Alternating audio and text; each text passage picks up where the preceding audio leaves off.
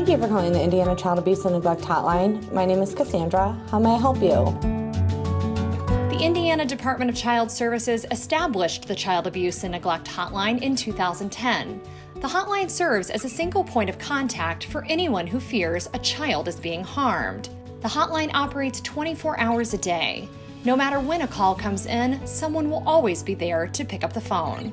I've really loved being at the hotline, answering the calls, being that first point of contact for families when they're in that distressed state. That's been really eye-opening to see that part. It really comes down to helping people. I think that everyone deserves to live in a safe place, in a community that they feel safe in, that they feel included in, and I really think that what we're doing here is good work. But I would say the most important aspect of the hotline is that we are that very first point of contact. We are providing great customer service skills, remaining calm and patient. That can ensure the safety of not just the child that person's calling about, but maybe they have such a positive experience on the phone and they realize that they're a mandated reporter that they start calling in on other children or other instances that they're aware of because they had such a positive experience. So what I'll do is gather some demographic information first and then we'll go further into your concerns, okay? If we provide negative customer service or subpar customer service, people may hang up unsatisfied and think, well, I'm never going to call them again, even if I have concerns, no matter what those concerns are. And then maybe that child, is truly being abused or neglected and we don't know about it. You never know what you're going to get, what's going to be on the other end of that phone call. We are able to see if it's law enforcement calling us because they have a special access code. It can be anything from your standard dirty house to a fatality report, to physical abuse, to the wrong number. For some reason, when you Google child abuse hotline, the Indiana one is one of the first Google searches, so oftentimes we'll get people trying to call a different state, and so we help them out best we can. It really just depends. We'll get everybody. The most important thing I would say for a new person at the hotline to know, just to maintain that mutual level of respect with your report source. Do you know if anyone's been formally diagnosed with a mental illness? Sometimes it can be really difficult when we get those difficult callers who are just highly emotional, distraught, they've witnessed or they've heard of something traumatic and we're their first point of contact.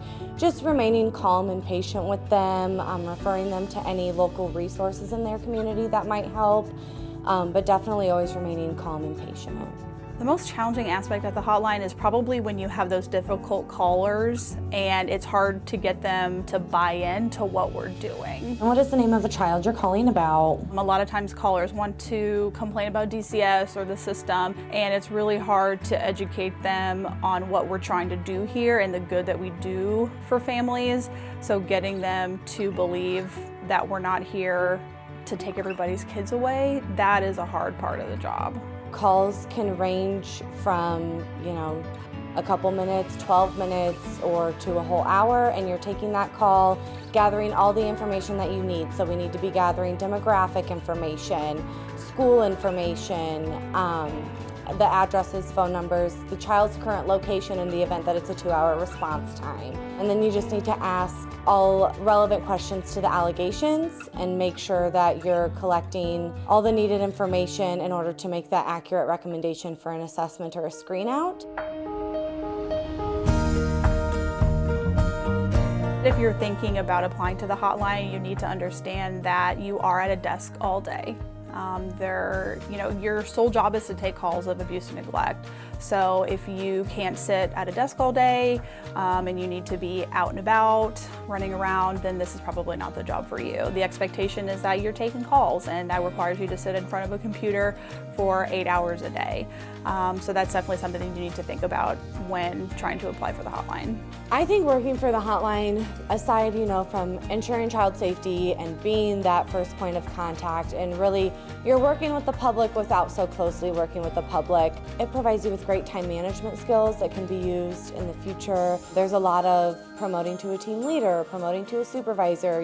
There's several steps that you can take in your own professional and leadership development that could allow you to grow personally and professionally. Does that sound accurate? Is there anything else I can add or change for you? If you are into technology if you like being on a computer, if you have an interest in training, if you're a fast typer. But I also think that if you have like an overall positive outlook on life, that will probably help you in this job, because we're not taking calls of good things, we're taking calls of the worst imaginable things. So having an overall positive attitude will definitely help you in this job. I've just learned throughout this job, throughout my field experience and my hotline experience, that you never know what's going on. That person standing next to you at the store, you don't know what's happening to them. And so I think always coming in with an open mind, being understanding, being empathetic, you know, to our vulnerable populations, the children, people who are in the middle of a substance use or domestic violence, just being that open door for them to let them know that you can refer them to services, and that life right now doesn't have to be life later on. I didn't really even know what social work was when I started this job. My undergrad degree is in political science, and I didn't really know what I wanted to do, and I found the department and kind of learned what it's like to be a social worker, what it takes to be a social worker, and those are my people. And I think that the agency is really trying to do its best, and I kind of fell in love with this idea that everyone has worth, everybody has dignity, and if we are the only people that see it, then at least somebody does. Well, at this time, I am going to recommend this report for an assessment. Should that decision change, myself or someone from the local county will give you a call back and let you know, okay? Well, I appreciate your call, and I hope you have a good rest of your day. Thank you. Bye-bye.